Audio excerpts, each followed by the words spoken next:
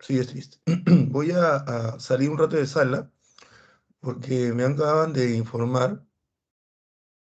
Yo puse a grabar, recién está grabando. Puse a grabar hace rato y recién está grabando. Bueno, felizmente no hay clase, no han perdido ninguna clase.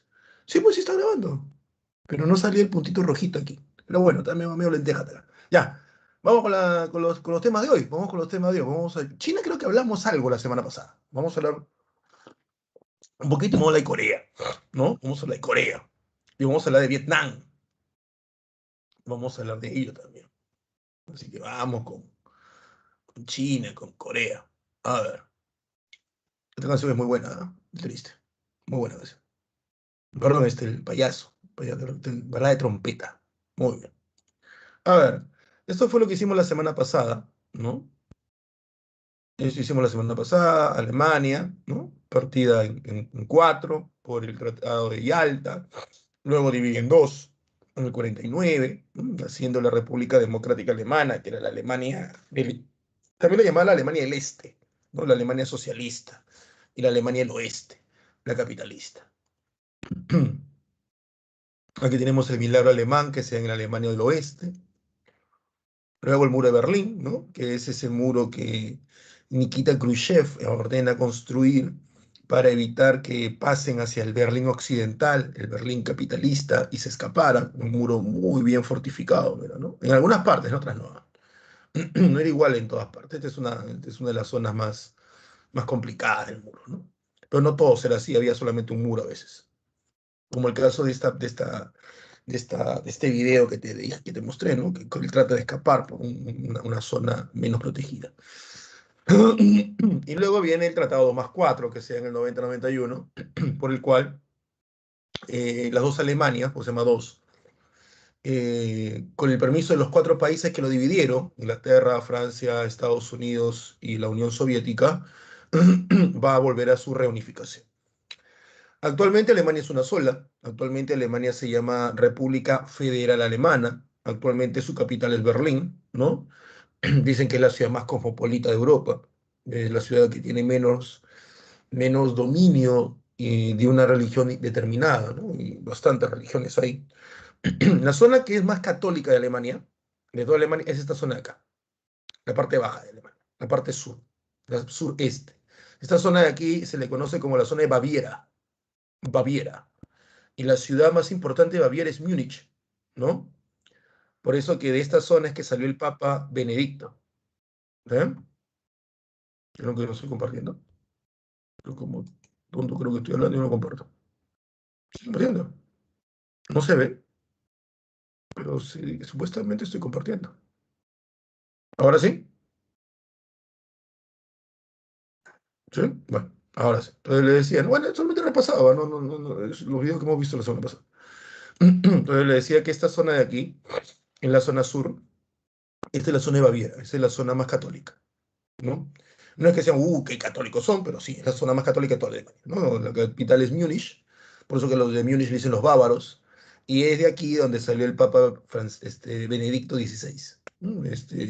Joseph Ratzinger. Que muchos decían que era nazi, no, es falso, no es que fuera nazi. Profe, pero hay fotos de Benedicto con el brazo levantado. No, primero son fotos cortadas y segundo, tanto Joseph Ratzinger como grandes personajes alemanes que pasen los 70 años en la actualidad, como el caso también del, del, del premio Nobel de Literatura alemán, Günter Grass. Ellos, sí, es cierto, tienen su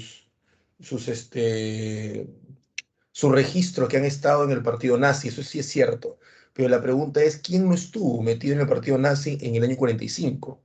O sea, en 1945, si tú eras niño o adolescente en Alemania, finalizando la Segunda Guerra Mundial en los últimos meses, era obligatorio que estuvieras en el partido nazi. Obligatorio, obligatorio. Y te dan tu uniforme para que a tus 10, 11, 12 años salgas a defender la capital de la llegada de los soviéticos o los estadounidenses. Entonces, no es raro de que muchos alemanes que hoy viven y que han estado niños o adolescentes en el último año de la Segunda Guerra Mundial tengan un registro nazi. No es raro. No, no es raro. ¿Mm? Al contrario, lo raro sería que no lo hubieran tenido.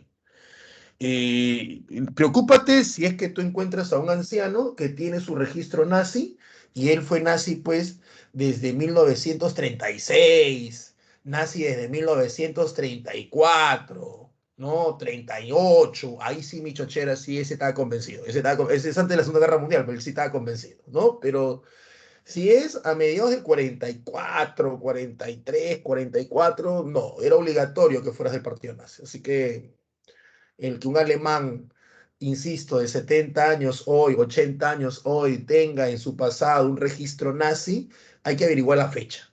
Hay que averiguar la fecha antes de, ¿no? Uno siempre debe corroborar las cosas. Entonces, sí, el papa emérito Benedicto XVI, es cierto, él tiene su ficha de que él fue parte del partido nazi, pero él fue parte del partido nazi a finales, ¿no? Cuando la guerra estaba ya terminada y en la locura de los nazis, en la terquedad de los nazis, metieron a todos.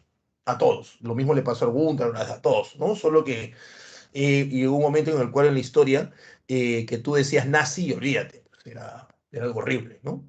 Y lo sigue siendo, pero tampoco vas a meter a todos en un mismo saco. Aquí vimos lo de Israel, cómo nace, ¿no? Su historia, que tiene que ver mucho con la historia bíblica, ¿ya? Y cómo ellos, después de la Segunda Guerra Mundial, retornan en masa a Canaán, que en ese momento era Palestina. No confundamos Palestina con Pakistán, ¿ah? Cuidado. ¿Ah? Palestina es este de aquí, este lugar de aquí.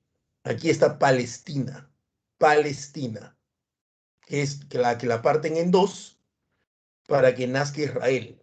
Pakistán, Pakistán es el territorio que nace de la India y que tiene mayoría musulmana, ¿no? Palestina ya tenía musulmanes, esta la parten para que nazca el país de los judíos, ¿no? Que es el país que llegó a bueno, entre muchas cosas, ¿no?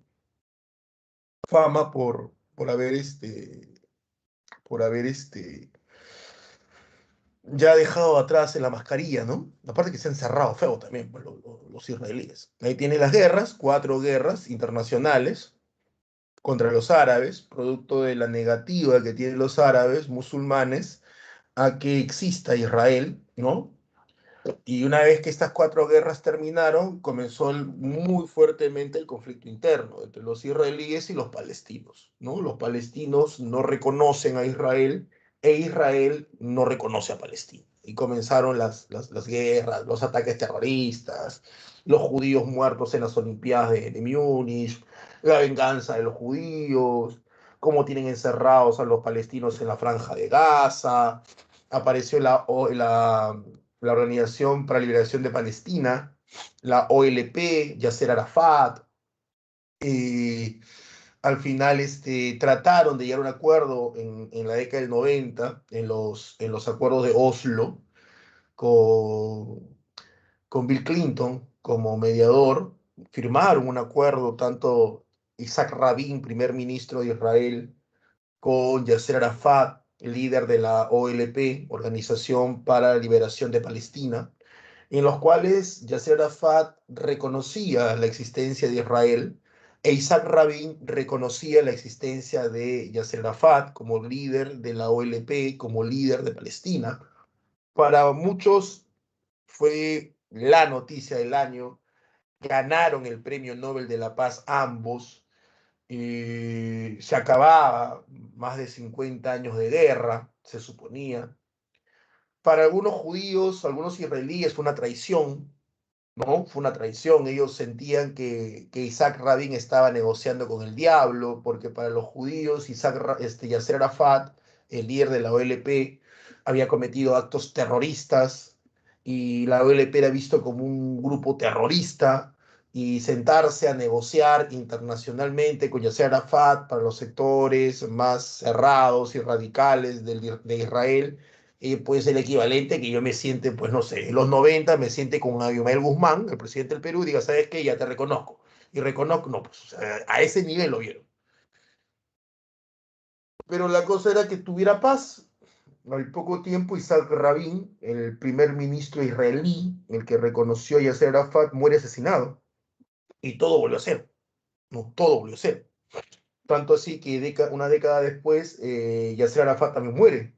Se supone que muere sitiado, se supone que muere de una enfermedad, pero luego se hace un análisis a su cuerpo y muere envenenado, ¿no? Lo envenenaron a Yasser Arafat. Entonces, los grandes líderes, Yitzhak Rabin, Yasser Arafat, ¿no? Y hasta el día de hoy no, pues no se reconoce a Palestina, ¿no? Por eso que los palestinos son refugiados, refugiados. Y esta cólera se la tienen guardada fuerte, ¿ah? Fuerte, fuerte, fuerte, fuerte. Hasta el día de hoy. Un descendiente de palestinos en el Perú, famoso es Daniel Abu Gataz. Daniel Abu Gataz es descendiente de palestinos. Y una famosísima descendiente, bueno, tenemos un montón, eso sí, de judíos israelíes, pero una famosa es eh, Elian Carr, la esposa del expresidente Alejandro Toledo. Cuando Alejandro Toledo entró al Perú como presidente, muchos decían que iba a haber pues una especie y que hubo una especie de grupo israelí muy fuerte metido acá en el Perú, ¿no? Y las cóleras y los odios que se tienen en esos grupos son fuertes, ¿ah? Yo recuerdo mucho que en una entrevista que le hicieron a Daniel Bugatás, no te olvides que Daniel Bugatás era partidario de Yantumala. Daniel Bugatás le hace una entrevista, le hace una pregunta y, y el entrevistador le hace creer a Bugatás de que no está grabando. Le dice, ya, fuera de grabación, ya acabó la entrevista, ¿no? Ya entre nosotros, y él, ya, o sea, cuando te dicen eso, ya es que tú ya te sueltas, ¿no? Tú ya, a ver, ¿qué vas a preguntarme? Porque yo sé que esto no va a ir a tu periódico, yo sé que esto no va a ir a tu radio, así que yo acá puedo ser libre, no puedo ser ya diplomático, ya puedo soltar mis lisuras, ¿no? Porque esto no va a ir, ya es una conversa más amical, más íntima. Pero el periodista no había dejado de grabar. Y le pregunta, señora Bogotá, ¿y usted qué opina de Elian Carr? Entonces le estás preguntando a un palestino qué opina de una judía, ¿no? Entonces ya te imaginarás, ¿no? Y Abu Gatá se hace famoso porque él suelta pues un improperio, ¿no? Este es una tal por cual, ¿no? No ella como persona, sino como judía, ¿no? Y todo un escándalo mediático, ¿no? Abu Gatá al final se disculpó y dijo pues que, perdóname, pero una cosa es una entrevista y otra cosa es una conversación entre dos, ¿no? La Revolución China, ¿no? La Revolución China. Él es el último emperador de China, Puyi, el último emperador chino, ¿no? Puyi, él es destronado en 1910. El final de su monarquía no tiene nada que ver Mao, ¿ah? Mao no tiene nada que ver con el final de su monarquía. Él es el último emperador. Termina sus días como jardinero y bibliotecario, ¿ah? Sí, termina durante la Segunda Guerra Mundial, porque él termina el imperio en 1910. Vive en la ciudad prohibida durante todo el tiempo hasta que entra Mao en el 49, ¿no? Durante la Segunda Guerra Mundial le devuelven el reino. Él se vuelve rey de un pequeño poblado, ¿no? Pero después de la Segunda Guerra Mundial vuelve a la ciudad prohibida, entra al socialismo, se convierte en jardinero y luego en bibliotecario. Él muere siendo bibliotecario. Puyi. Él es el responsable del final de la monarquía, Sun Yat-sen. Sun Yat-sen es el que acaba con la monarquía china. Él es el líder del Partido Nacionalista Chino o Kuomintang. Cuando Sun Yat-sen muere, entra este hombre, Chiang Kai-shek. Recuerden ustedes que los chinos, al igual que los coreanos, te hablan en monosílabos. Ellos escriben así, en monosílabos, Chiang Kai-shek, ¿no? Y primero ponen el apellido y después el nombre. Así que este es su apellido, ¿ya? Él toma el poder del Kuomintang y de China. Él apoya a los grandes señores de la guerra, que como tú ves ahí son terratenientes, ya que China era mayoritariamente un país campesino, mayoritariamente era un país campesino. ¿Mm? Y luego viene este hombre, maestro de escuela, ¿Mm?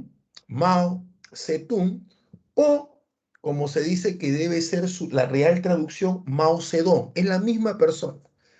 Hay que entender que debemos traducir el idioma chino, que no tiene nuestro mismo abecedario, no tiene nuestra misma letra, al idioma castellano. Entonces ahí hay medio complicado, porque tú sabes que los chinos no te escriben por monosílabos, sabes que los chinos cuando escriben lo que están escribiendo no es que sean vocales y consonantes, ellos lo ven de otra manera, a veces dibujan toda una palabra, a veces hacen un dibujo de un ser y porque tu nombre suena como ese animal o como la primera figura, tienen una mezcla bien alucinante, ¿no? La escritura china es bien complicada, bien, bien complicada, ¿ya? Entonces, pero es algo que debes aprender, porque China tiene más de 50 idiomas, o sea, tú aprendes chino, pero tú aprendes chino mandarín de la capital. Te vas a la provincia y no te entienden, pero ni chino te entienden, ¿no? Pero lo que sí tiene China es una escritura. O sea, tienen 50 idiomas, pero todo unificado en una sola escritura. Por eso te dicen, aprende a escribir. Y aprender a escribir bien complicado. Oh, bien, bien complicado. Ahí tienes a Mao, el otro gran líder chino, el otro gran líder socialista. No es de la altura, no está a la altura de Marx, ni está a la altura de Lenin. No, Marx y Lenin, junto con Engels, son los grandes teóricos del marxismo. Marx, el fundador, Engels, que lo apoyó, y Lenin, ¿no? Son los grandes teóricos del socialismo. Stalin, no, él es el político. Mao iguala, ¿eh? Mao iguala, no, no, no, no está al nivel. El marxismo no dio muchos teóricos importantes. Marx, que es un tremendo teórico, ¿no? Como dice un economista argentino, para bien o para mal, Marx era un genio, ¿no? Para bien o para mal, depende de qué posición estés. Y acá viene el punto, ¿no? Marx propone este paso al socialismo, ¿ya? Pero cuando Marx propone que un país pase al socialismo, que él lo llama comunismo. Él lo llama comunismo primera etapa y comunismo segunda. Él no le pone socialismo, después le pone socialismo. ¿Ya? Porque cuando Marx dice que un país pase al socialismo, Marx pone como condición previa de que dicho país tiene que haber desarrollado totalmente el capitalismo. Tiene que haber llegado a su máximo desarrollo el capitalismo. Por lo tanto, Marx, cuando plantea y piensa en países socialistas, Marx está pensando que el socialismo debía darse en Alemania, en Inglaterra o tal vez en Estados Unidos, que eran los países que o Francia, que eran los países que en ese momento tenían el capitalismo más desarrollado. Eso es lo que plantea Marx. Entonces, Marx, la idea marxista básica es que solo puede ser socialista aquellos países que han llegado a el máximo apogeo del capitalismo, al capitalismo industrial, ¿no? Décadas después viene Lenin, ¿está bien? Lenin, el ruso, porque Marx era alemán. Lenin y Marx nunca se conocieron, si acaso. Viene Lenin y Lenin le hace una modificación. Por eso que se habla de marxismo-leninismo. Lenin le hace una modificación. Lenin dice, lo que pasa que Marx, dice Lenin, lo que pasa con Marx, dice Lenin, es que Marx no tuvo tiempo, mira lo que dice Lenin, ¿eh? Marx no tuvo tiempo de analizar la última fase del capitalismo. Marx analizó muy bien la primera fase, el capitalismo mercantil, la acumulación de oro y plata. Marx analizó muy bien el capitalismo industrial, pero no tuvo tiempo de analizar bien el capitalismo imperialista. Entonces, como no tuvo tiempo de analizar muy bien el capitalismo imperialista, Marx comete errores. ¿Y qué dice Lenin? No es necesario que un país llegue a su etapa industrial de capitalismo imperialista para hacer el cambio. Lenin dice, no, no es necesario. Yo voy a hacer un salto dialéctico. Rusia no tiene un capitalismo en apogeo, pero aún así yo lo voy a llevar al socialismo. ¿Por qué? Porque voy a hacer un salto dialéctico. Es el famoso salto dialéctico de Lenin, ¿no? Es el famosísimo salto dialéctico de Lenin. Y es gracias a este salto dialéctico que hace Lenin que Rusia, que no debió ser socialista bajo la propuesta de Marx, Rusia se vuelve socialista. Y es gracias a este salto dialéctico de Lenin, que Lenin plantea y que Lenin desarrolla, que va a haber socialismo en el mundo. Porque si fuera como Marx lo plantea, hubiese sido bien complicada la cosa. Bien, bien complicada la cosa hubiera sido. ¿Ya? Bien, bien complicada. Entonces, Marx es modificado por Lenin. ¿Ya? Es modificado, pero denme un segundito, chicos, un segundito nada más, que estoy, creo que acá están haciendo un pequeño problema. Preguntas, si tienen alguna pregunta, por favor.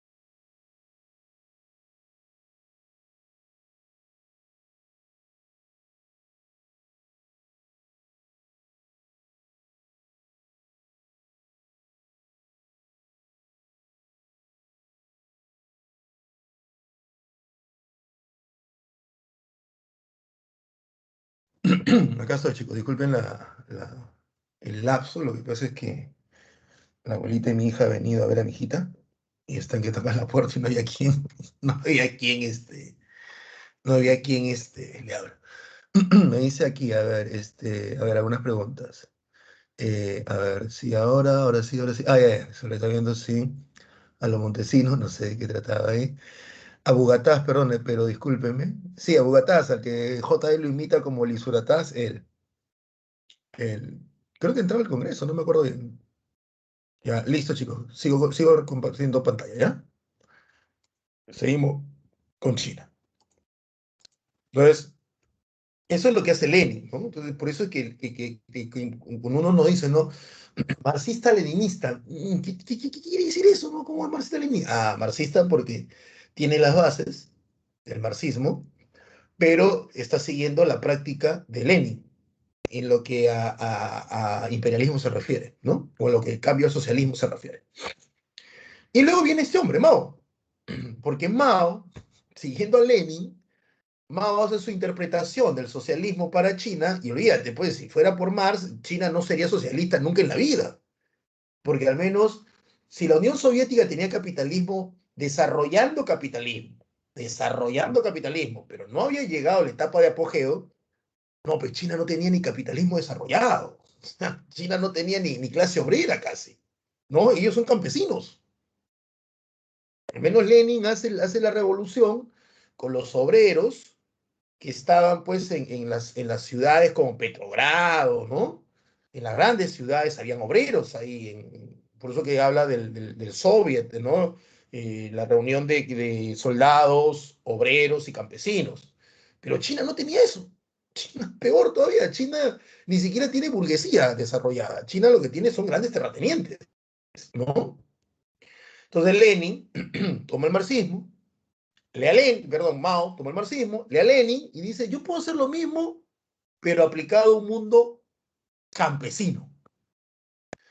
Y si Lenin pues se mandó un salto dialéctico, Mao se metió una garrocha dialéctica. Pues mi chochera se metió el brinco impresionante. Él dijo, esto se adecua, aquí se adecua. Y mandó con todo, ¿no? Y hace pues el socialismo en China. Pero insisto, lo hace para un mundo campesino. ¿Ya? Y es por eso que cuando se trata de hacer algunas versiones del socialismo en América Latina o en África o en Asia, donde somos países y el que lo quiere hacer es el socialismo campesino, es por eso que los socialistas que tienen como base no al obrero, sino al campesino, es por eso que dicen, no, yo soy marxista, leninista, maoísta, ¿no?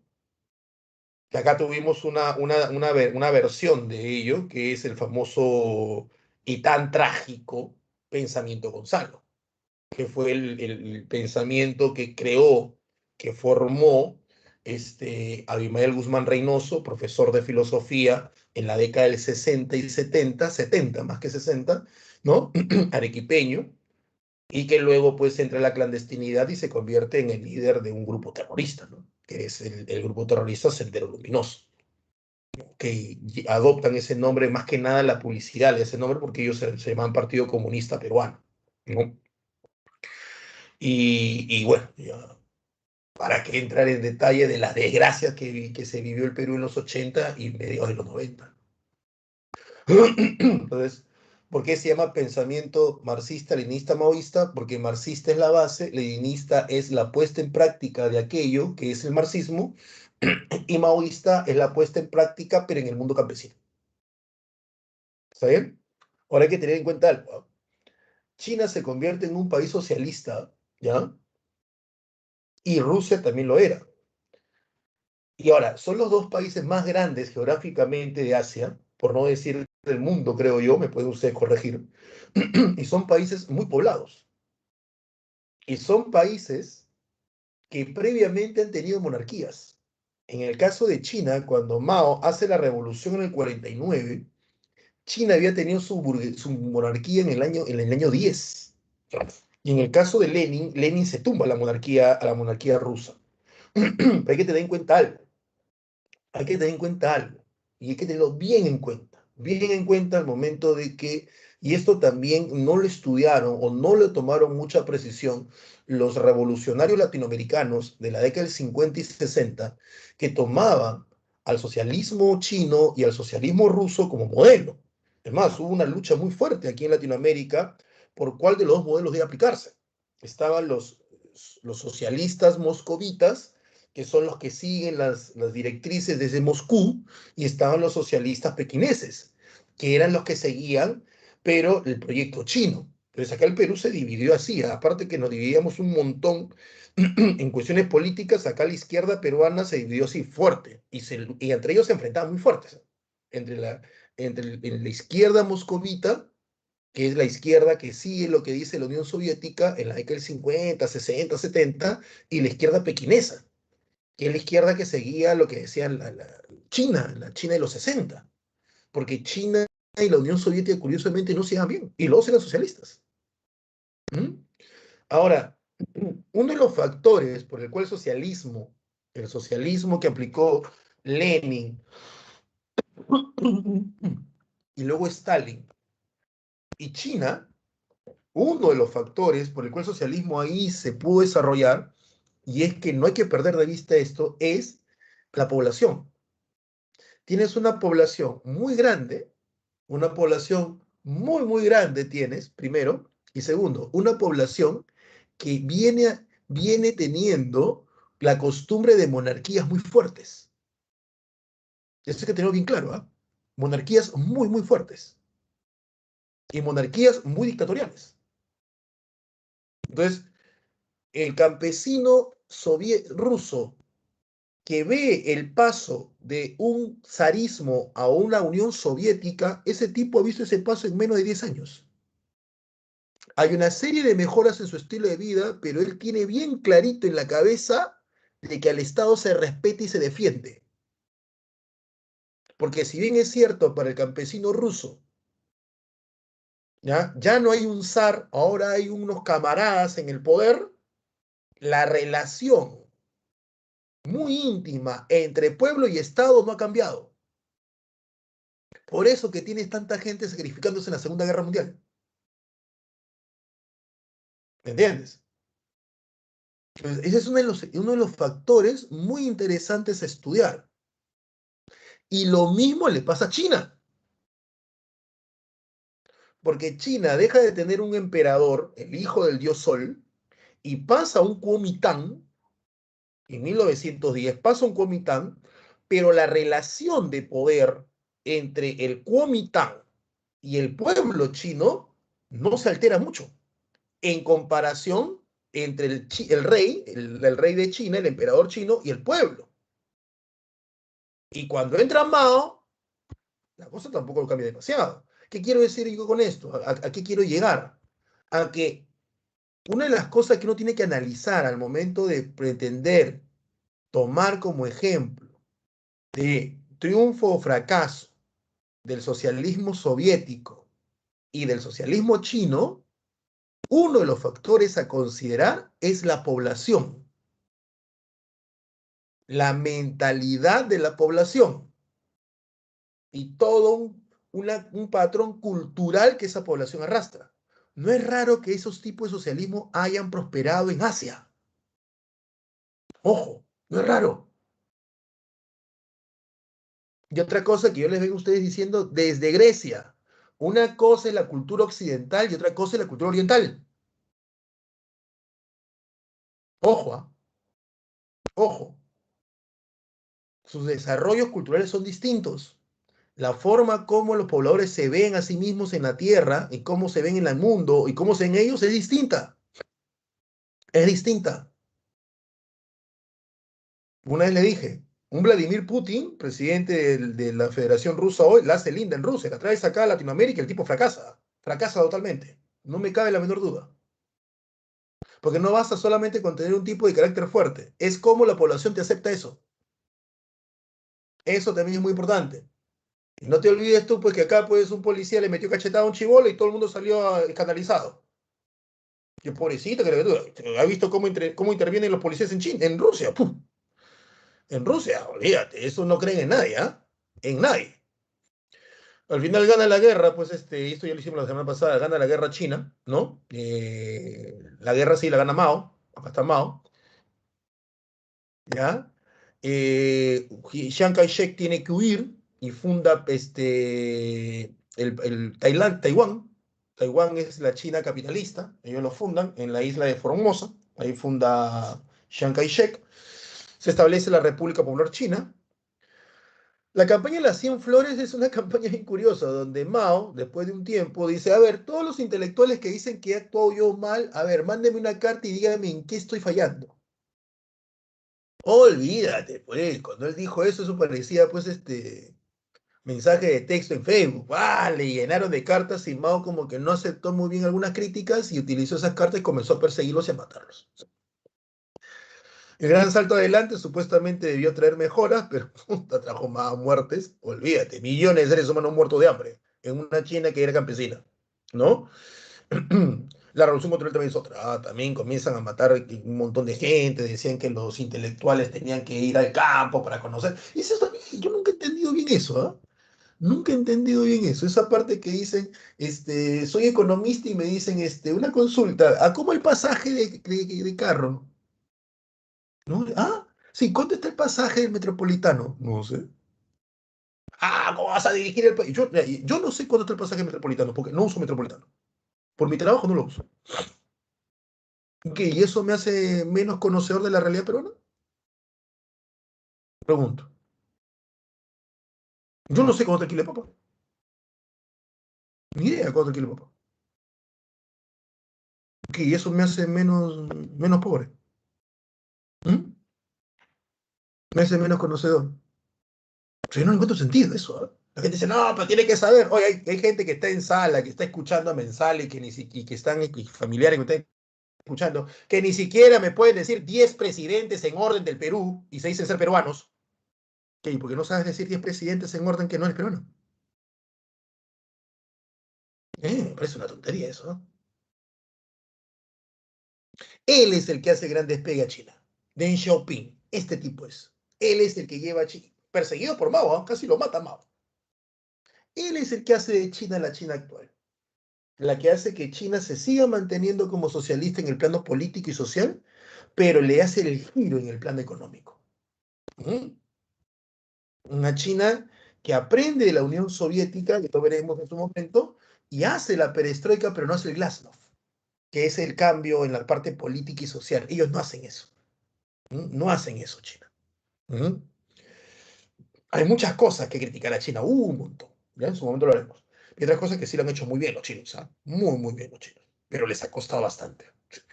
Imagínate que Mao comenzó a perseguir golondrinas, comenzó a matar aves, porque decían que las aves se comían el trigo, y hizo una guerra a las aves.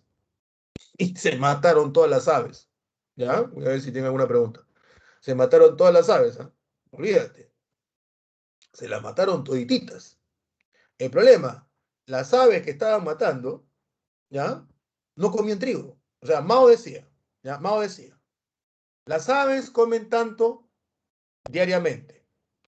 ¿Cuántas aves tenemos? Tantos millones. ¿Cuántos kilos son eso al año? Tantas toneladas. Esa es la tonelada de comida que el pueblo debería comer. Y las aves, a matarlas. Y mataron las aves. Se las bajaron a todas. Las aves, un tipo, no me acuerdo, creo que eran golondrinas. Lo curioso es que las aves no comían trigo. Las aves comían insectos, no comían trigo. Cuando no hubo aves, hubo una peste de langostas, que esas sí comen trigo, y se bajaron el trigo de China. Así que, ¿qué tuvo que hacer ahora China? Importar aves de Rusia. ¿Por qué? Para que se coman a las langostas, que esas sí eran las que se comían el trigo.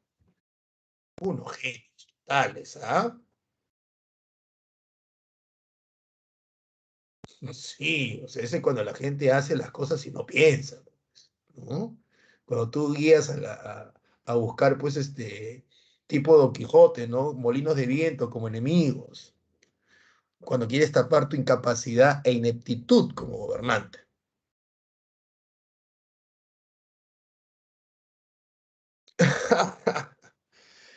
Es que, en realidad, Juan, en realidad, Joel, la idea socialista o comunista no es mala, porque es lo que todo el ser humano quiere, ¿no? El problema es cómo lo llevas a cabo, ¿está bien? Ese es el problema. El problema es cómo lo llevas a cabo. Ahí está el problema. ¿Mm? Ahí está el problema. ¿Ya? Por ¿sabes? Yo le he dicho hasta ahorita, ¿no? Que ustedes, que yo no sé por quién votar todavía, ¿ya? Y a qué se debe mi decisión? Bueno, por el caso de la señora Keiko, todo lo sabido, ¿no? Y no voy a entrar en detalles. Y por el caso del señor Castillo, yo me considero una persona con tendencia de izquierda, ¿no? Pero hay cosas que no me cuadran en su propuesta de izquierda. El socialismo no es uno solo, en algunos puntos. Y hay propuestas que yo ya las he escuchado y las he leído en la historia. Y yo ya sé cómo termina eso. ¿Me entiendes? Entonces hay cosas que yo digo, oye, supéralo, ¿no? O sea, dame una versión, dame una adecuación, pero no me estés trayendo cosas que hace 60 años ya fracasaron. Eso es lo que preocupa, ¿no? No, Velasco no fue totalmente izquierda, ¿ah? Ojo. ¿Ah? Y lo de Velasco tampoco estuvo tan mal en algunos aspectos, ¿ah? Pero, ¿sabe cuál es el problema? El problema es que salir de la pobreza, y esto es lo que no han entendido muchos en el socialismo, ojo, yo me considero socialista, es que salir de la pobreza no es regalar dinero, no es regalar dinero, ¿no? Ese mensaje de ya no tantos pobres en un país rico, la pregunta es, ya, ¿y cómo sacas a la pobreza? Esa es la cosa que a mí no me está cuadrando, ¿no? Por eso que sigo indeciso. Debo votar por uno de los dos, eso sí la tengo clara. No voy a votar en blanco, no lo voy a hacer. Voy a votar por uno de los dos, no, desgraciadamente. ¿Por qué no voto, no me decido y estoy más que no voy a votar por las cuestiones obvias, ¿no? De la corrupción y todo lo demás, que eso es innegable. Y por Castillo, porque me está trayendo una propuesta socialista de los 60, pero que... Y ese discursito de el pueblo, el pueblo, el pueblo, ese discursito yo lo he escuchado antes, lo he leído antes y sé cómo termina ese discursito. Sé cómo termina. Y ojo, a mí no me tienen que decir Venezuela, Bolivia, no, no, no, no, no, no, no. Por la pura no enseño historia. Ese discursito yo lo he leído antes en la historia, en los 60 y 70, y sé cómo termina. Y he visto cómo termina. Nada que aquí, que profe, que Venezuela, no, esa es la historia inmediata. Y lo de Venezuela no es socialismo ni acá ni en Chile, eso no es socialismo. O sea, cualquier cosa no es socialismo. Entonces, esas cosas no me cuadran, ¿no? No me cuadran, no, no, no, eso no es socialismo. El que tú me digas pueblo, pueblo, pueblo, pueblo, pueblo, pueblo, cada rato no es socialismo necesariamente. Y el que tú me estés trayendo algo que ya no funcionó, quiere decir que te estás cerrando en una visión de socialismo y no lo estás avanzando. Hay otros que se han mandado al extremo, ¿no? Que el socialismo solamente se dedica a cuestiones de medio ambiente y de derechos de igualdades de las minorías. Es otra cosa que también es muy exagerado. Pero bueno, dejemos eso. Bueno, sí. Bueno, sí, ¿no? Y la clásica, otra cosa, yo he vivido en el campo, yo he vivido en el campo. No he sido campesino, pero he vivido en el campo. Yo nací en el campo, aquí nomás, en Huando, Guaral. Yo nací en el campo, viví en el campo. hasta mi adolescencia que vine a Lima a estudiar, ¿no? Y créeme que hay otra cosita, ¿ah? Te la pongo clarísima, ¿ya? Aquí no importa si eres rico o pobre. El ser humano tiene son cosas muy complejas. Y esa manía de decir que los pobres son buenos, esa tontería, perdónenme la expresión, es una tontería. Es una tontería. Por ser pobre eres bueno, no, pues, es una tontería. Es una total tontería. Perdónenme, yo he visto pobreza, ¿ya? Yo les he comentado a ustedes en algún momento, ¿no? Entonces, no es que uno sea bueno por ser pobre, ni tampoco es malo por ser rico, ni viceversa. Entonces, pero bueno, sabemos que están en campaña y en campaña pues tienen que decir un montón de cosas, los dos, ¿ah? Porque los dos están que nos prometen pues el oro y el moro y olvídate, ¿no? Los dos estamos ahí entre dos males. Guerra de Corea. ¿Por qué se da la guerra de Corea? Bueno, Corea era un país, era un reino, ¿no? De la dinastía Joseon o Joseon, que fue conquistado por los japoneses. Los japoneses conquistan Corea, le tenían un hambre a Corea hacía tiempo. ¿Ah? Los japoneses le tenían un hambre a Corea a tiempo, porque Japón es un conjunto de islas. Pues, ¿a dónde crece? Debe crecer hacia el continente. Entonces ahí es donde Japón, desde el siglo XVI, ya quería invadir Corea, y lo sale haciendo en el siglo XX. La convierte en una colonia japonesa. Hay muertes como no tienes, porque los japoneses han sido bien violentos, o sea, bien violentos. Nada justifica lo que le hizo Estados Unidos con las dos bombas atómicas. Nada justifica. ¿Estamos de claro? Eso fue un crimen. Desde mi óptica, lo que le hicieron a Japón con las dos bombas atómicas fue un crimen. ¿Sí? Y esas bombas atómicas han hecho que la gente olvide algo que ha sido la política del gobierno japonés, que ha sido muy violenta. Pregúntenle a los chinos lo que han tenido que sufrir con las invasiones japonesas y los coreanos. ¿Eh? Tampoco digo, porque sería una torpeza a mi parte, decir, como fueron violentos los japoneses, bien hecho con la bomba atómica. Tampoco, es una tontería de mi parte. ¿No? No estamos en la época de Hammurabi y ojo por ojo. Pero sí, Japón ha tenido cosas bien violentas, o sea, bien, bien. Tanto así que los nazis se asustaron, imagínate. Imagínate para que los nazis se asusten. Los chinos tienen la tumba de un nazi. La tienen ahí muy bien considerada. Lo llaman el nazi bueno, porque gracias a los nazis se sintieron este diplomático nazi se sintió tan conmocionado por la forma como Japón atacaba a Corea que hasta los ayudó a los chinos. Como Japón atacaba a China. Perdón. Ahora, en 1945, cuando Japón es derrotado, Rusia le declara la guerra a Japón. O sea, días antes de que suelte la bomba atómica, Rusia declara la guerra a Japón y como se la declara, invade Corea, porque Corea era colonia japonesa. Cuando Estados Unidos ve que Rusia está aquí invade Corea, dice, oye, aguanta ahí, ¿no? Es 1945, ubícate el año. ¿Eh? Todavía China no hace su revolución. China la hace en el 49. Entonces Estados Unidos al toque se mete, pues, y toma la mitad. Entonces parten los dos Corea. Corea del Norte, del periodo 38 para el norte, y Corea del Sur, del periodo 38 para el sur, ¿no? Y obviamente la del norte tiene fuerte influencia de la Unión Soviética y la del sur va a tener fuerte influencia de Estados Unidos. Syngman Rhee va a ser el primer líder de Corea del Sur, mientras que Kim Il-sung, que él es el abuelo del actual, va a ser el primer jefe de la Unión, de Corea del Norte. ¿Ya? La situación estalla en 1950, cuando Corea del Norte, de manera sin previo aviso, invade Corea del Sur. Invade Corea del Sur y es ahí donde estalla la primera guerra, el primer conflicto armado de la Guerra Fría. Es el primer conflicto armado de la Guerra Fría entre Corea del Norte y Corea del Sur. Estados Unidos se mete en la guerra a través de la ONU. Por lo tanto, también es la primera vez que los ejércitos de la ONU participan en una guerra. ¿Por qué Estados Unidos se mete en la guerra? Porque el año es 1950. Hace un año que Mao ha triunfado en la Revolución China. Entonces, ante los ojos estadounidenses, Asia se está perdiendo. Asia está cayendo en las manos socialistas, 1917, la Unión Soviética. 1949, China. Los dos países geográfica y poblacionalmente más grandes son socialistas. Y ahora Corea va a ser socialista completamente y no solamente el norte, entonces Estados Unidos no puede permitir que 1 metro más de territorio asiático caiga en manos socialistas. Por eso es que se mete en esta guerra, que es al final es una guerra civil, ¿no?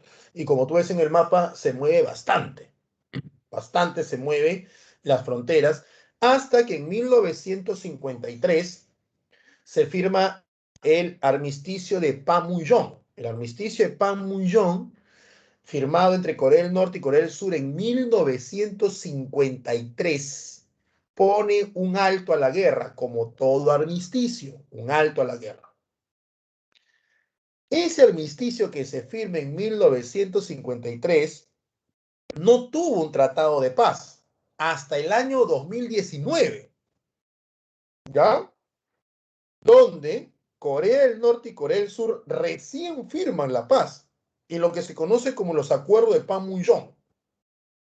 O sea, desde 1953 hasta el año 2019, Corea del Norte y Corea del Sur no tenían un tratado de paz. Por eso que a cada rato había tensiones entre las dos Coreas, ¿no? Y nosotros le decíamos chinito loco al Corea del Norte, no, profe, que la guerra, me acuerdo que los niños me tenían hinchado ya con que, profe, que a ver guerra, a ver guerra, a ver guerra, ¿no? Porque no tenían un tratado, pero ya lo tienen el día de hoy, ya lo tienen. Pero aún con el tratado firmado, el acuerdo de Panmunjom, así cambia el nombre del armisticio del acuerdo, ¿no? Todavía no confían entre ellos, todavía no hay confianza entre ellos.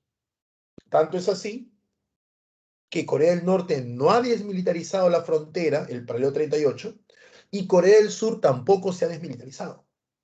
Es ahí donde ustedes ven que Corea del Sur hace levas obligatorias. ¿Quién no ha escuchado el caso de futbolistas de Corea del Sur que tienen que dejar su carrera 1 año para irse al ejército? O el caso de un montón de chicas y fans que estaban ahí llorando, hombres y mujeres, ¿no? Porque un cantante de estos grupos de K-pop, no recuerdo de qué grupo, ¿no? Debía dejar el grupo para ir al ejército, ¿no? Porque es obligatorio ir, y nada que no, que yo tengo plata, no, tienes que ir. ¿Mm? Pero Corea del Sur ha crecido bastante económicamente, ¿ah? Hay que el 50 Corea del Sur era un país tan pobre como los africanos. Pero Corea del Sur tiene un crecimiento económico muy interesante, ¿no? Corea del Sur es el único que tiene los chailones, que son empresas de todo rubro, pero es una sola empresa, que lo hicieron en los 60, me acuerdo. ¿Ya? En los 60, el presidente de Corea del Sur llama a las familias más ricas de Corea del Sur y le dice, ¿sabes qué? Hay que salir de la crisis. Ustedes van a formar empresa. El Estado coreano les va a dar el dinero. El Estado coreano le va a dar préstamos. Si no lo pueden pagar, no lo paguen, pero desarrollen. Pero eso sí, el que me traiciona, y voy a permitir que ingresen empresas extranjeras para que compitan. Y ahí salen pues las grandes empresas como LG, Daewoo, Samsung. Y estas empresas, olvídate, tú te despiertas y te despertaste en un departamento hecho por LG, por la empresa constructora LG. Tú bajas, ¿no? Y se te hizo tarde y vas a tomar un cafecito y te tomas un cafecito en la tienda de LG, que vende café. ¿Me dejó entender?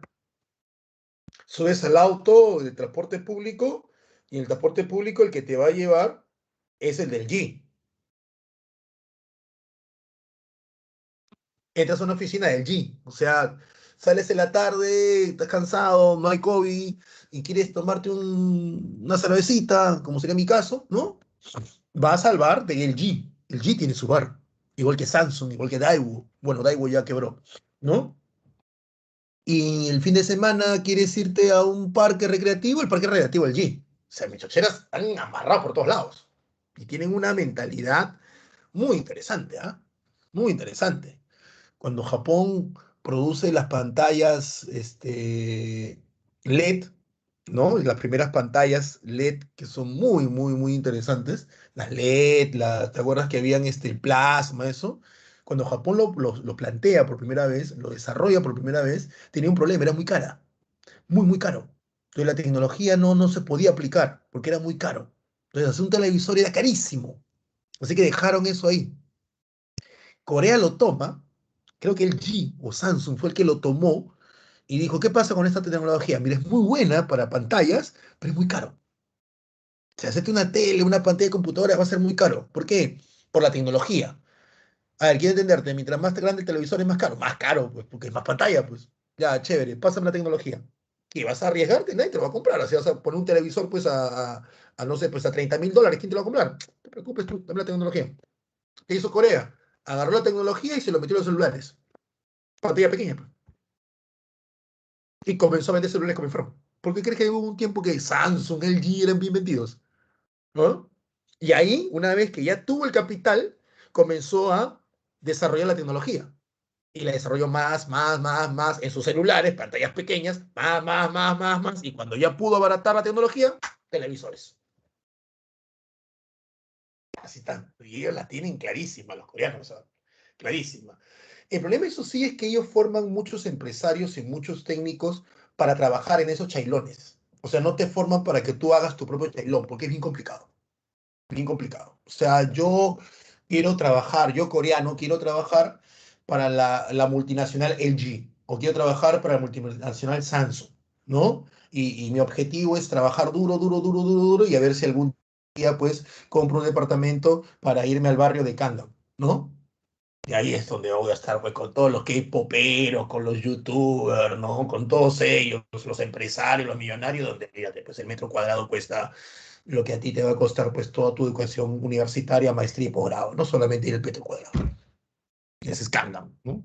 Y ahí está la canción, pues, ¿no? El estilo de vida de Gangnam, ¿no? Gangnam Style, que hace este cantante coreano, que no me acuerdo el nombre. El que elegimos el paso del caballo, ¿no? Donde él hace una crítica del estilo de vida de la gente que vive en Gangnam, ese barrio tan rico, tan próspero en Corea del Sur. O si tienen alguna duda de ustedes. Y ahí viven todos tus K-pop, pues ahí viven todititos, ¿no?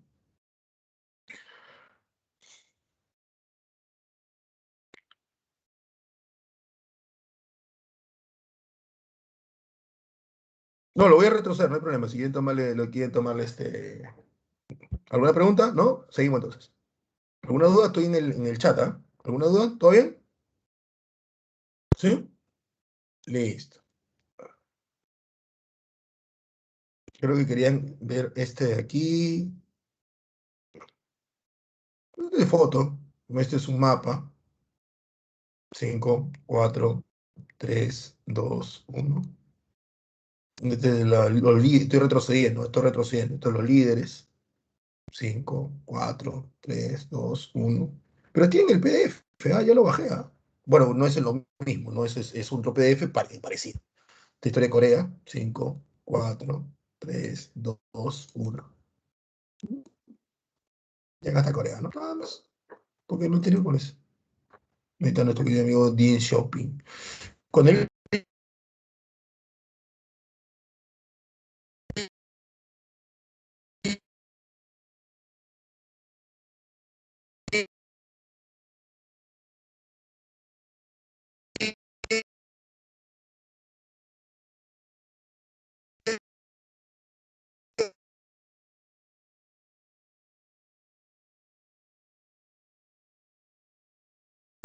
de Indochina.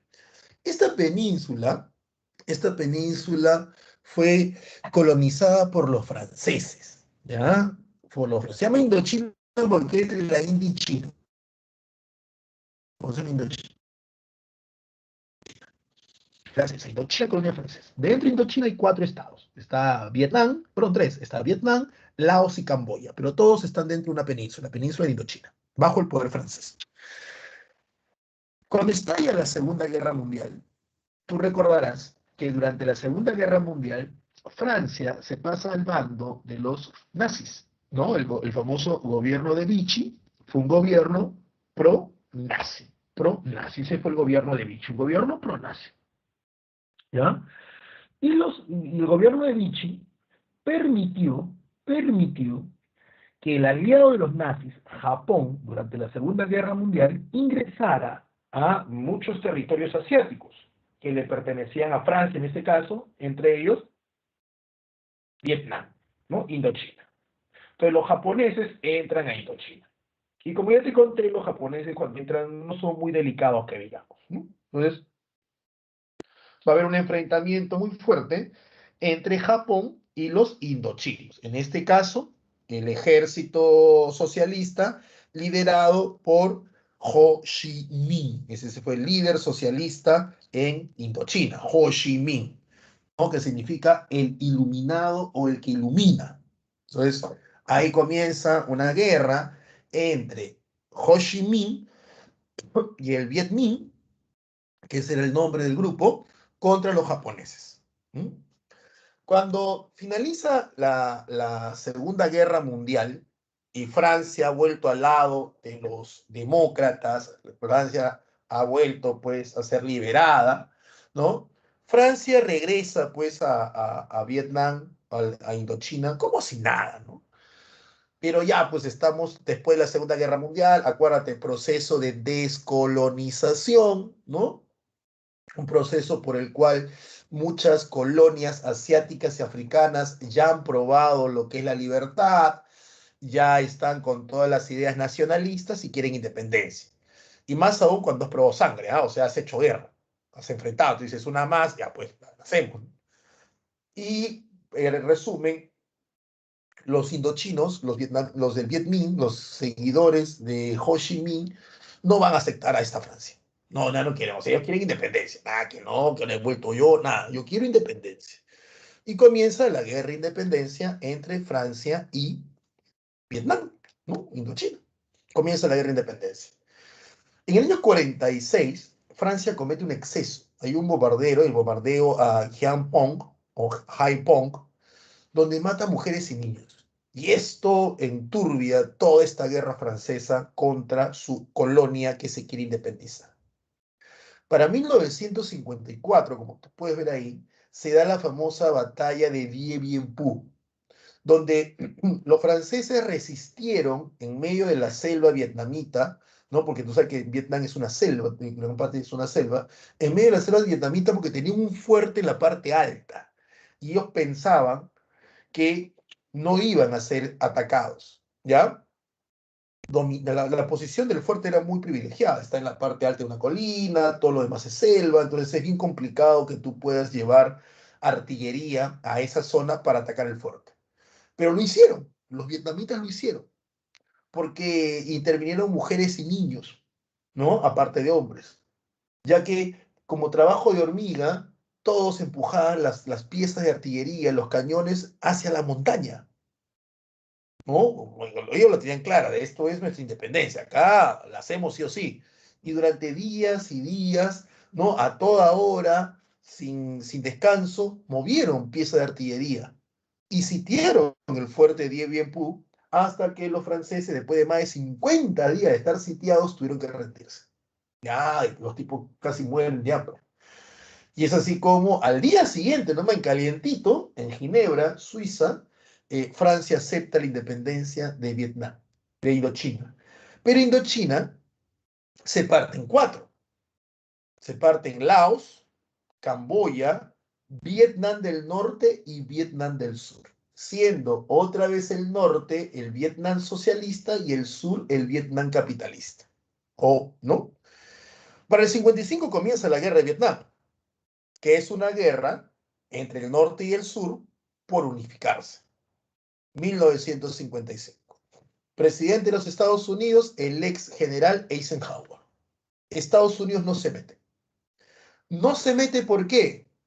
En 1955-56, número uno, ya se había metido en la guerra de Corea y la cosa no resultó bien. Número dos, la Unión Soviética ya tiene su pacto de Varsovia. ¿Está bien? Número tres, ya no estamos hablando de bomba atómica, estamos hablando para 1955 y 56, estamos hablando de armas nucleares, que son 9000 veces peores que las bombas atómicas. Así que como que ya metete en una guerra hay que pensarla bien. Y número cuatro, lo más importante, Eisenhower había estado siguiendo una campaña moralista dentro de Estados Unidos, no al consumo de drogas. Eisenhower tuvo mucho peso para que hasta acá en el Perú se prohibiera el consumo de cocaína. La cocaína en el Perú era legal hasta la época de Odría. Entonces, mucho peso para eso. La cacería de brujas al interior de Estados Unidos, que tenía que ver con la persecución a toda persona socialista en Estados Unidos. Persecución a homosexuales también, muy fuerte, ¿ya? Entonces, toda esta tendencia media moralista radical chocaba con algo que sucedía, y es que Corea del Sur, perdón, Vietnam del Sur, la capitalista, tenía un presidente que era un militar, pero estaba dominado por los narcotraficantes. Era un narcoestado, por Vietnam del Sur, era un narcoestado. Ahí estaban los grandes señores de la amapola. La amapola, que su derivado es la heroína. Estos vendían droga como no tienes idea y tenían mucho poder y habían capturado el gobierno de Vietnam del Sur. Entonces, como que Estados Unidos ya no tenía el mismo interés que tuvo con Corea del Sur, perdón, con la guerra de Corea, y peor todavía, el apoyar un narcoestado como que lo frenaba un poco. Es por eso que el presidente Eisenhower, presidente de Estados Unidos desde 1953 hasta 1961, no se mete en esa guerra. El que se mete muy suavemente es el presidente Kennedy, ¿ya? Kennedy envía armas a Vietnam del Sur, en plena, porque no te olvides que la guerra entre Vietnam ha comenzado en el 55, Kennedy es 61, o sea, estamos hablando que han pasado 6 años a 7 años y Kennedy comienza a enviarle armas, le vende armas a Vietnam del Sur y le manda asesores militares a Vietnam del Sur para que se defienda de Vietnam del Norte. ¿Ya? Kennedy, que lo tienes, ¿no? Kennedy muere asesinado en Texas en 1963, cuando él estaba haciendo campaña para su reelección. Y el que asume el poder de Estados Unidos es el vicepresidente Kennedy, que era Lyndon Johnson. Y Johnson sí entra en la guerra. Johnson sí manda soldados a la guerra. Él sí va a la guerra. ¿Ya? Manda soldados a la guerra. El problema con la guerra de Vietnam es que, número uno, ese territorio, Vietnam, no dejaba de pelear desde la Segunda Guerra Mundial. Esa gente estaba más entrenada, número uno. Y número dos, ya para ir cerrando esto, y número dos, todos querían su independencia. O sea, no estaban en desacuerdo con el gobierno socialista de Vietnam del Norte. ¿Ya? Estados Unidos manda su ejército, pero manda jóvenes. Porque como dominas el mundo, tienes tu ejército repartido por el planeta. Entonces, centrarte en una guerra es mover soldados de otra zona que puede ser perjudicial. Entonces, lo que hace Estados Unidos es convocar levas, ¿no? Voluntarios. Y van jóvenes, 17, 18, 19, 20 años. Los psicólogos dicen que una persona puede soportar el estrés de guerra, el estrés de estar en el campo de batalla, el estrés de estar ahí bala a bala, un máximo de 35 a 40 días al año. Ese es lo máximo que puede soportar el cuerpo y la mente humana estando en una guerra. 40 días al año. Al año. Estos jóvenes tuvieron que soportar un estrés promedio de 200 días por año. O sea, el psicólogo te recomienda para que ese soldado pueda actuar bien 40 días. Los soldados de la Unión fueron 200 días. Jóvenes. Iban a la guerra y los propios campesinos que supuestamente les habían dicho que iban a salvar, te metían bala porque no querían ellos que tú los salvaras y estaban tranquilos. Esa selva era imposible porque estaba preparada para la guerra. Y a eso súmale que tus aliados venden heroína como comprar Coca-Cola. Pues. ¡Pum! Más droga corrió, crímenes de guerra. Pues. Y la guerra de Vietnam es la primera guerra televisada, así que todos esos crímenes se veían. Los papeles del Pentágono fueron unos documentos que fue pedido por el secretario de Estado McNamara para hacer un análisis de cómo iba la guerra en la época de Kennedy. ¿Qué decían los documentos? Que la guerra la iban a perder, la guerra estaba perdida, no había forma de que la ganaran. Estados Unidos en 1969, 71, 69, perdón, ya sabía que la guerra la estaba perdiendo y no la iba a ganar. Los papeles del Pentágono eran muy claros. ¿Por qué estalla el escándalo? Porque un reportero que tenía acceso al Pentágono, cansado de ver cómo los jóvenes iban a morir y que la guerra iba a perder, se sacan los papeles, los fotocopia y los filtra a la prensa. El New York Times comienza a sacar los papeles y el presidente en ese momento, Richard Nixon, se lo prohíbe. Le lleva a la Suprema Corte, le prohíbe que lo saque. Y el que se gana el pleito es el Washington Post. Y dice, yo sí lo saco. Y se van a juicio y todo, y al final la Suprema Corte da como sentencia de que la libertad de expresión no puede ser censurada y que saquen los papeles. Y salen los papeles y que dice que el gobierno estadounidense sabía que la guerra no le iba a ganar y que están que mandan a jóvenes a la muerte segura solo por mantener su estatus a nivel internacional. O sea, la muerte de jóvenes era necesaria para el estatus. Entonces se pide que se retire Estados Unidos de la guerra y en 1973 Estados Unidos se retira de la guerra, ¿no? Siendo la guerra de Vietnam la primera guerra que Estados Unidos pierde. ¿Ya? Curiosamente, este periódico, ¿ya? Eso lo vemos la próxima semana, este periódico, el Washington Post, es el que luego es el responsable de la caída de Nixon, porque el Washington Post es el que va a demostrar el famoso escándalo Watergate, ¿no? El escándalo donde Nixon había chuponeado, pero eso lo veremos luego, ¿ya? Bueno, chicos, lo detengo ahí, las preguntas las hago la próxima semana, pasen a su práctica, por favor, ¿ya? Sí, Joel, ¿no? Hay películas muy buenas. La guerra de Vietnam es un trauma para Estados Unidos, ¿ah? Es un trauma tremendo. Hay muy buenas películas sobre la guerra de Vietnam. ¿No? Una película, mientras han ido a su práctica, una película que yo les recomiendo, ¿ya? Sí, sí, sí, práctica, sí, práctica. ¿Ya? Una película que yo les recomiendo, pero un ratito, pero un ratito. Que yo les recomiendo, así, películas sobre la guerra de Vietnam. Es esta, ¿no? Es esta de aquí. Espero que se pueda ver. Se está viendo mi WhatsApp, ¿no? Nacido para matar, de Stanley Kubrick, ¿no? Nacido para matar. Peliculón, peliculón. Muy buena película. Nacido para matar, de Stanley Kubrick. Muy buena película. El otro es Pelotón, ¿no?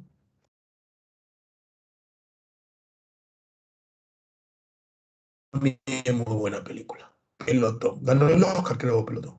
Si la memoria no me falla. Ganó el Oscar. ¿Y por qué son esto? Vamos a poner Pelotón, película. Ahí está cuando... No, no entiendo por qué salió. Ahí está, esta película. Pelotón, ¿no? William Dafoe, este, acá está el jovencísimo, el de Dos hombres y medio, no me acuerdo el nombre ahorita, de Charlie Sheen, ¿no? Pelotón. Muy buena película también. La otra película que también es buena es Apocalipsis Now, ¿no? De la guerra de Vietnam hay un montón, ¿no? ¿Mm? Hay un montón. Los gringos quedaron traumados con esta guerra. Apocalipsis Now, ¿no? Con el papá de Charlie Sheen, él es no recuerdo el nombre del señor. Apocalipsis Now. Una película muy buena es esta.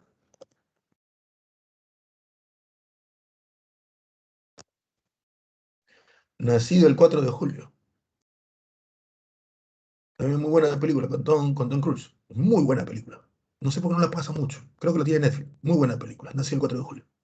Película. Película. Muy buena película.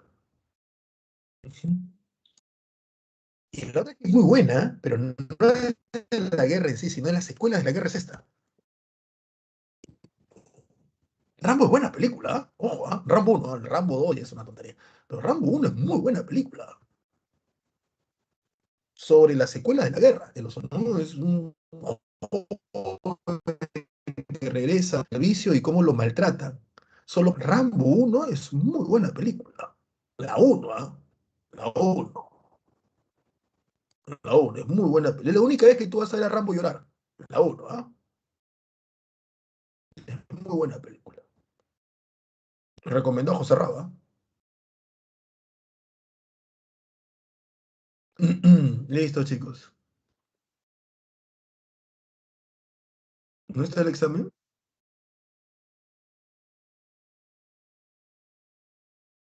Ah, ya, ya. Listo, chicos. Bueno, nos estamos viendo entonces. La próxima semana vamos a cambiar el horario del examen, ¿ya? Vamos a cambiar el horario del examen. Yo le voy a decir a qué hora, ¿ya? Ya, listo. Qué bien, qué bien. ¿Ya? Porque por ahí me comentan que algunos chicos, no, yo sé que ustedes no van a hacer así, algunos no quieren dar el examen. ¿Cómo no dar el examen? Sí, la pregunta es tan fácil. ¿Cómo no dar el examen? ¿Qué pasa, muchachos? ¿No? Pero bueno, nos vemos la próxima semana. Ya, chicos, espero que les haya gustado la clase, espero que hayan entendido la clase, que es lo más importante, ¿no? Y sigamos viendo, pues, el siglo XX. Vamos siguiendo. ¿Ya? Exacto. Ah, el código ha cambiado. Ah, ya entendí, ya entendí. Listo, chicos. Entonces nos vemos la próxima semana. Cuídense bastante, ¿ya? Cuídense bastante, por favor.